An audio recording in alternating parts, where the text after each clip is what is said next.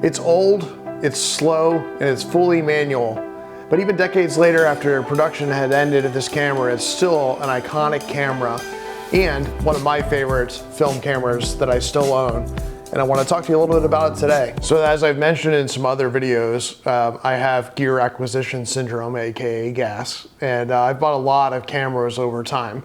I can do another video altogether about all the film cameras that I've owned, but I have owned a lot of different film cameras. And part of it was, you know, this desire to experiment with and figure out what I liked in film photography. I really wanted to get into film. It's something that historically, looking back on, was one of the reasons I was attracted to photography in the first place back in my high school days when there was no digital SLRs or digital cameras. And I was just very fascinated by the whole process. Thought about setting up my own dark room, never did, probably never will. But just this fascination with film and the uniqueness of the images that it creates.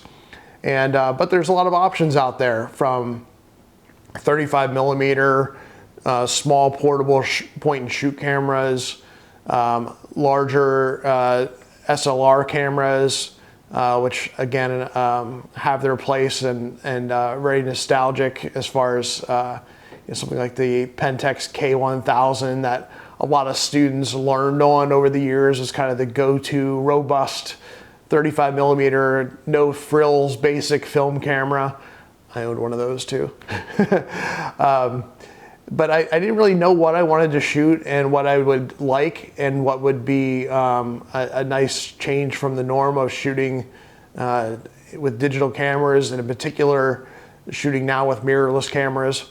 And you know, medium format, 35 millimeter, those are your two primary options. But I fell in love with this camera. This is the Mamiya C220. It has some other models and editions of this camera that we might touch on during this video, but it's affordable, it's small, it's compact, relatively speaking, for a medium format film camera. But it's also a radically different shooting experience than what I'm used to with my other cameras, and that's one of the reasons I love this camera the most. If you're not familiar with this style of camera, this is a medium format camera, as I mentioned, which means it takes 120 film as opposed to 35 millimeter film. Maybe I can find some stock footage of kind of the comparison of sizes of a 35 millimeter in comparison to the 120, or maybe we'll even grab some stock footage here of just some of my negatives to kind of show you the difference in size between these two. But that's the first thing that's I really liked about this camera. I had some other medium format cameras, but they tended to be much larger. They tended to be very heavy and very clunky, and just very similar in functionality to the style of cameras that I shoot on a regular basis. Again, as you've seen in some of my other videos, my go-to cameras right now are the Fujifilm X-H2 and the Nikon Z8. So I wanted something that was very different in form factor and functionality and in daily use case. And that's really why I think I fell in love with this camera. So the other thing, that if you're not familiar with this style of camera, you probably have seen these before, especially in some olden movies back in the day or something like that.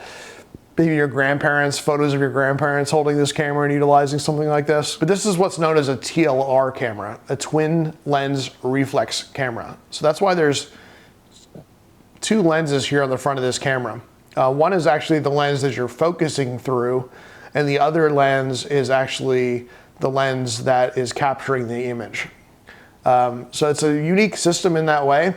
Also creates a little bit of a unique challenge in that, depending upon the distance in which you're focusing, you can get what they call, I'm pretty sure what it's called, parallax. And basically that means that you're getting a little bit of discrepancy between what the two different lenses are seeing. And there's actually some accommodations for that built into the camera around some of the tools built into the viewfinder to help you to align your image accordingly, make sure that you're still framing the image appropriately. So the other big thing about a camera like this, and at least this particular style of TLR camera, I think most, if not all, of the TLR cameras are this way as well, is that it has this pop-up viewfinder. And I love the sound of this too, just very nostalgic. Ready? Now, I over-exaggerated that to make it a little bit louder, but so basically one of the things that this has is, and hopefully you can see this here well in the camera, is it has this kind of chute, if you will, that pops up, which I think is a pretty cool engineering design too, of how this actually folds down and collapses back down into a smaller form factor. And then kind of lifts up. But this allows you to block out some of the light, so it has these curtains on the side, but it actually creates a little bit of a box that you look down into to be able to see the ground glass and to see the image that you're focusing on. So it actually helps out block some of that glare and some of the light, which I think is kind of cool. But typically how you're going to shoot this camera is going to be a waist level viewing experience. So you're going to look down into the camera and basically look at the screen and compose your image accordingly. The other neat thing is that, again, and I'll try to capture some B-roll footage of this, but the other neat thing is that this has an additional little pop-up lens that you can pop out here. And again, maybe you can see it here, but I'll do some close-up images of it. But the nice thing with that is that you can actually bring it directly up to your eye, and you could focus with it this way if you want to, and keep it at this eye level, and shoot the camera if you want to. But typically what I'm doing a lot of times is I'm using that to get my fine focus and to make sure that exactly what I want and the way I want it focuses in focus, and then I'll take my eye off of it. I'll go back to composing my image as long as I'm not straying too far from the zone of which I just focused in on, and then fire off the image as well. So the other thing with the Mamiya C220 is not only is it very easy to some basic functionality, easy to load, easy to put film in and out of, but it also has detachable lenses, and you can replace the lenses on this. So not only if there's damage to it, but also if you want different focal lengths. These tend to not have any zoom lenses, to the best of my knowledge. I don't think there was any zoom lenses. Correct me in the comments down below if there was, because it'd be kind of cool if there was a zoom lens. But so you had a fixed focal length, and you would change the lenses based on kind of, again, you can think of this as a primary lens on this camera. So the one that I have on here on 99% of the time is the 65 millimeter, and this is the f3.5 lens. So f3.5 on medium format, that's pretty awesome. You don't see a whole lot of f2.8 lenses, but also it creates a really nice shallow depth of field with portraiture for this, for example, because I've used this on several portrait shots, and I'll show you those here at some point in the video. So this goes from 3.5, and then you can crank it all the way down to f32 if you desire to do so. The other thing that's a limiting factor on this in some ways is that it only goes to 500th of a second shutter speed. And that's definitely a limiting factor. We'll talk more about that here in a minute. But so this particular lens, the shutter is actually built into the lens itself, as well as, again, that aperture, and this is a dual lens kind of setup. So I actually had purchased a second lens. I actually bought this from a friend of mine that was a big user of these cameras, kind of turned me on to this style of camera. She's like, give it a try. I think you'll really, really like it. It's a lot of fun. So this actually is a secondary lens that I can put on to the camera instead of this lens, and this is actually a 105 millimeter f3.5 lens, and you know, it's a really nice focal length, again, on full frame. Actually a lens I should use a lot more because it probably is even better for portraits, but I always forget to switch it out. And it's nice to have a little bit more flexibility with the slightly wider lens to get full body shots, or to get, I use it a lot in a cityscape, landscape, street photography kind of setting. So I mentioned the shutter speed. That's definitely a limiting factor. And one of the areas and ways that you kind of get around that, you certainly could probably figure out a way to put some ND filters, and maybe they even made ND filters for this, I'm not sure. That's one option if you wanted to, if you had a very bright sunny area. Number two is you just have to not shoot in bright sunny areas. So Depending upon what film you have in here, which we'll talk about in a second, that you might just be too bright of an environment. The other thing that you can obviously do is shut down your shutter speed. So again, if you think back to the exposure triangle, you have 3 options in order to control the light going into the camera and to control the brightness of your image. Option 1 is to change your aperture, option 2 is your shutter, and option 3 is your ISO. In the case of your ISO, you're kind of locked into it based on what kind of film you put into the camera. So that's a limiting factor. By default, you can't change that. Now you can change it in post-processing perhaps to some degree, but you're pretty locked in with that. Shutter speed, I'm locked into a max of 500. My only other option is one of 2 things. Go to a less sunny environment, wait till later in the day and a less sunny time of day, or shut down my aperture. And so that's usually what I'll end up doing is playing with the aperture. A lot of cases when I'm shooting it, I don't really care as much about the depth of field. I don't really care as much about having that, shooting it wide open at f3.5, especially if I'm using it in like a landscape setting. So I'm probably already at f4, f5, 6, f8 anyway. But on a bright sunny day, you're probably going to be at f8, f11, maybe even f16, sunny 16 rule. Maybe we'll do another whole video on the sunny 16 rule and how you can use that to determine your exposures. You know, so those are some limiting factors on this as well, which also in my mind adds to the allure of the camera, adds to the challenge, adds to them having to think through this process in order to create the images versus just looking at the mirrorless viewfinder and adjusting and seeing exactly what you're going to get. The other factor there, of course, is that this is film camera, so film's not cheap these days. Processing of film is not cheap these days. So it definitely slows down my entire process from beginning to end when I think about the time to focus the camera, you know, framing my image, making sure that it's within the lines that are in here so that it's not being cut off on the edges of the film. The process of they have to go to fire off the shutter in this.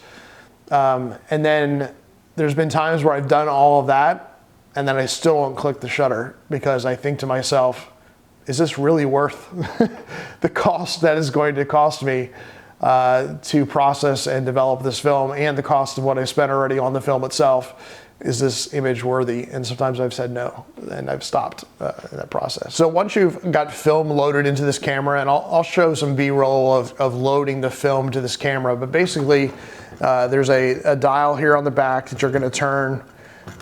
You're then going to push this to the side. I think it was already unlocked. You're gonna push this to the side and the back of the camera is gonna open up again. I'll show you some B-roll on that. And you load your film stock into the back of the camera. You then have on the side here a advancement spinny wheel, which again, I think is a cool, you know, little step in the process. Recently saw a digital SLR camera. I kind of tried to model and mimic this that still had the crank lever on it just for effect and the aesthetic and the mechanicalness of it. But you have to advance to your next thing. You then have to set the shutter. So you push down this lever here on the front and it actually sets the shutter. And so that kind of gets it ready to go. And then the trigger is on this side of the camera and you press that down to activate the shutter and actually fire off the image, which I can't do right now because I don't have film in the camera. So I should have probably not even put that down. But anyway, so that's the process. It's really a 3-step process, you know, 4 steps if you include the focusing. So I'm focusing, I'm composing, making sure I have it wound, I'm getting the shutter ready to be fired, and then I'm firing the shutter. That's the process for taking an image with this camera. And of course, the more you do it, the easier it gets, the faster you can get at that whole process. But I'm absolutely amazed at the legends of photography, including someone like a Vivian Maier, who this is their style of camera they used all the time, and the speed at which they were able to do that and the accuracy. And it just kind of shows that the more you do something, the more you practice it, the faster you can get at it, the more proficient you can get at it.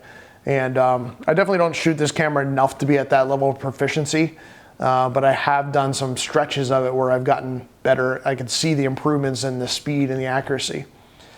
The other thing this camera does not have is a built-in exposure meter.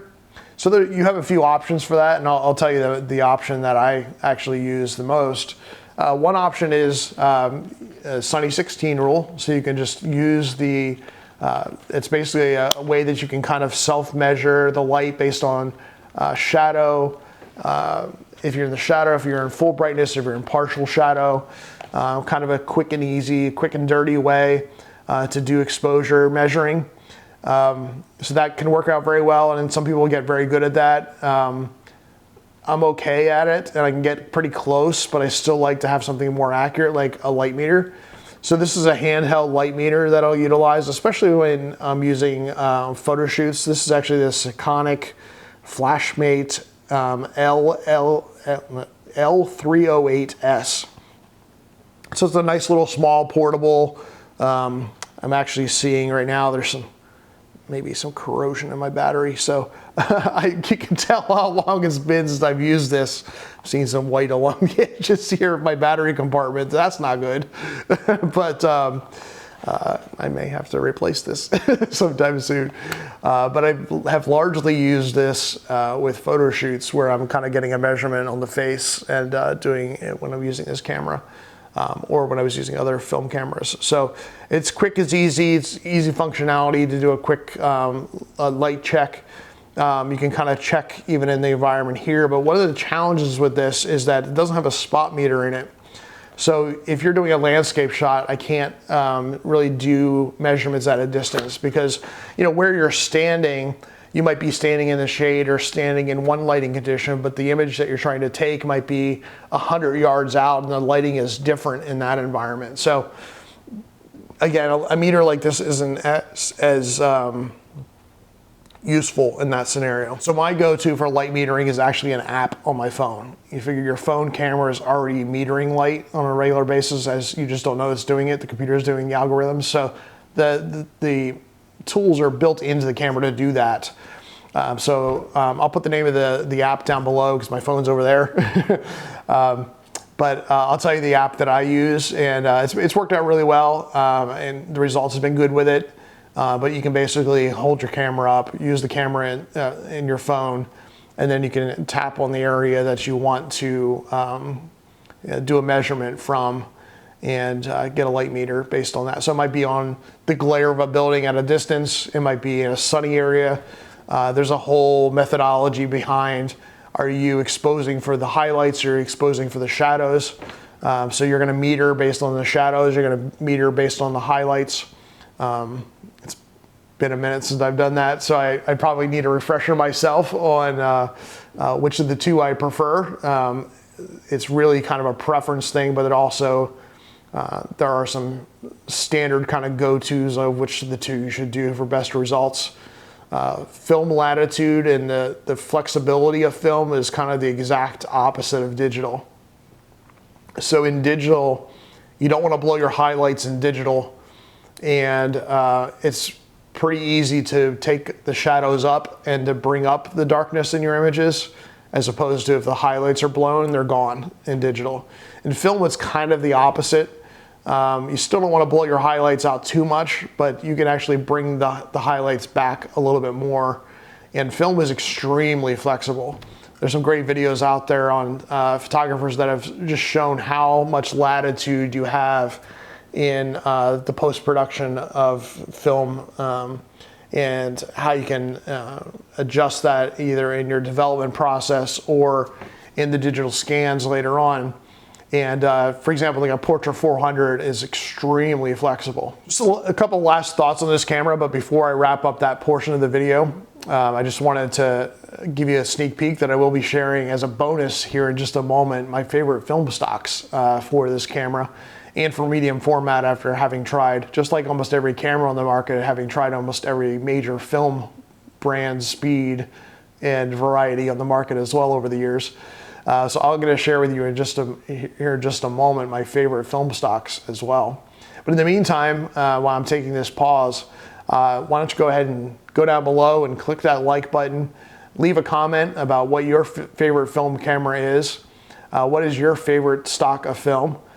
Do you own the Mamiya C220 or a similar TLR style camera?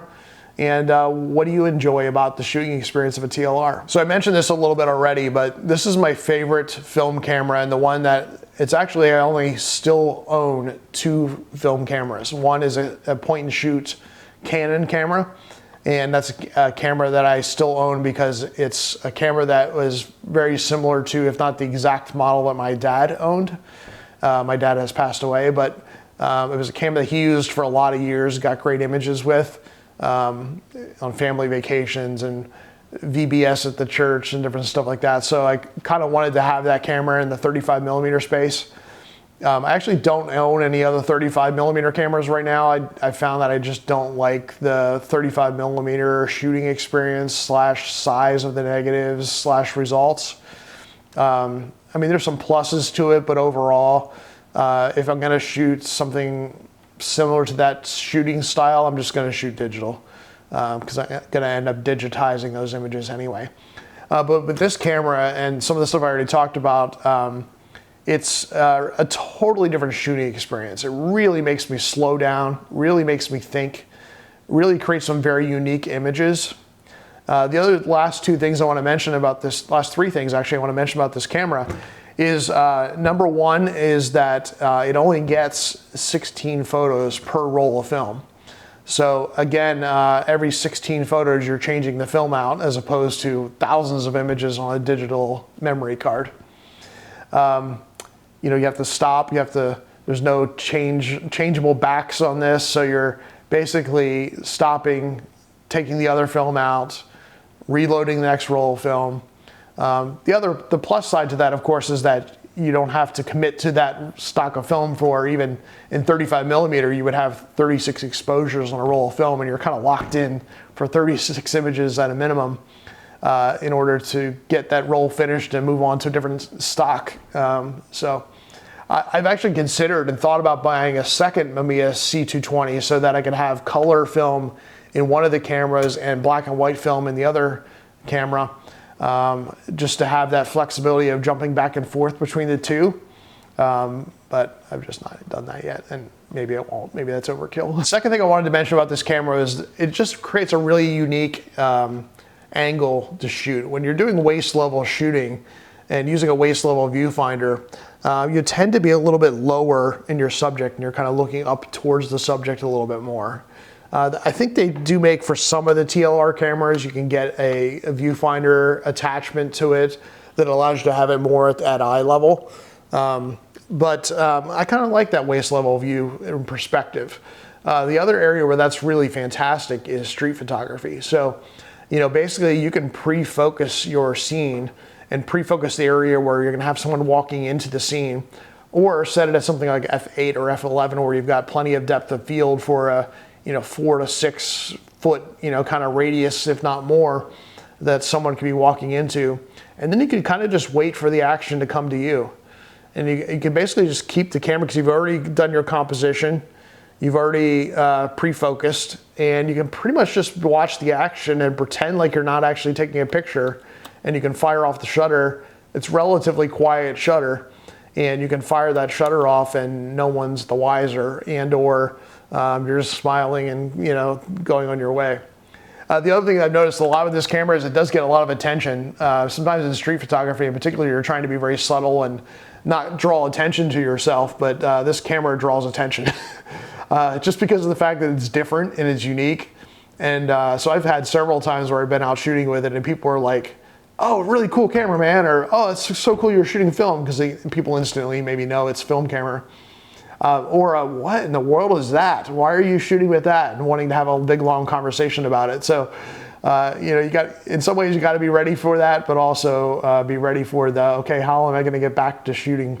I'm here to take photos, not chat with you about the camera. So, I always have at the ready yeah, it's a fun experience, man. So I appreciate you stopping by and saying hi about it, but I'm going to get back to shooting. Kind of comment at the ready. The last thing I want to mention about this camera is I actually did an entire photo project with this camera. Oh, you know what? The one big thing I didn't mention about this camera, I can't believe I didn't mention this. Hopefully you're still here. Hopefully you stuck around for all the goodies in this video, because one of the key things about this camera I totally forgot to mention, it shoots square format. So unlike a lot of other cameras that are going to have a kind of natural portrait landscape orientation, you don't have that with this camera because it's square format images, which again I think is really neat. It's very unique, and something that was a big draw for me of why I like the results of this camera as well was that square format images that it produces. Related to the square format of images, that's actually why I use this camera for one of my film projects and the creation of a photo book. I recently created my second photo book. You guys might have already seen the video about my first photo book. And at the time that I'm releasing this video, I plan to have the second photo book video already up on the page as well. And you saw me allude to this camera in that video because I shot the entire project. I wanted that film look. I wanted the square images. I wanted high resolution image quality because with medium format film, you are going to get some very nice high resolution images. And I wanted all those factors, plus I wanted the challenge of shooting the whole thing on film and the whole process of composing and doing the whole work with one camera, with one body, and the kind of consistency of that. So if you watch that video, you'll see one of the downsides to shooting with this camera in that kind of environment and for that kind of project, and why I won't do it again in most likelihood. But it was a fun experience and kind of cool to be able to point to like, hey, I shot this entire book on film, and this camera was the one I used for that. So I wanted to point that out and maybe entice you to go check that video out as well. So here's your bonus footage. I mentioned I was going to mention my favorite film stocks, and I'm going to do an entire video in the future about film and my favorite film stocks and show a lot more examples of the various film stocks that I have shot over the years. But these are my go-tos. These are my favorite film stocks. These are the ones that I use all the time, especially with this Mamiya C220. The first is Portra 400. So 400 speed ISO film. Again, in a bright, sunny environment, that can get a little challenging unless you're going to stop it down. But I absolutely love the look and the feel of Portra 400. I especially love this obviously for Portra sessions, which is kind of what this was initially designed for and why the name of it. 400 is a good middle ground kind of stock of film where you're not having to do 100 or 200 and not have enough light and enough brightness. But at the same time, you're not doing 800 or 1200 speed film, whereas unless you're indoors or at dusk or something like that, sunset, where it's a good kind of middle ground kind of ISO. I love the color tonality of this. I love how the images are produced with this. The only thing I don't love about this film stock today, currently, is the cost. The cost has gone up big time on Portra 400 and has me considering some other color film stocks as the go-to option when I want to do high volume fun stuff. This is more of the serious work kind of film stock. When I want really good results, my book project, for example, I used Portra 400 for the color images, as well as when I'm doing portrait sessions with it. I won't use this as much when I'm just doing run and gun and fun stuff because it's just too expensive these days. So maybe like a Color Plus or some other film stock. I got to figure that out. But again, I don't shoot a ton of film anymore, and it's very limited to just this camera. So but that's my first go-to favorite. My second go-to favorite, I didn't have a fancy box for, but there was a roll of it in my bag for me to grab. This is 120 film, if you're not familiar with the size and the shape of the 120 film format. But this is Tri-X. So this is a Kodak black and white film stock Tri-X 400. Again, a 400 speed film, kind of that sweet spot middle ground. But this is one of the most iconic black and white film stocks. My favorite film stock. I'll get into more details in the other video about why, but Tri-X 400 is my go-to black and white film. Although again, it's gotten pretty pricey. All Kodak film has, all film in general has, but Kodak film in particular. So again, this is starting to lean more towards I only shoot this when I'm doing serious work. Again, use this as exclusive film because I didn't want to jump around to different film stocks in my book. So Tri-X 400 is my next favorite. And then my last favorite that I picked is Ilford HP5. So this is my second black and white film stock go-to. It's a little bit cheaper than the Kodak as far as just not cheapness of quality, but cheapness of per roll cost. Still creates great images, maybe not as much grain or a different grain structure to the film than the Tri-X. Still is a, it's been a while, yeah, still 400 speed film. So again, 400 is kind of my sweet spot.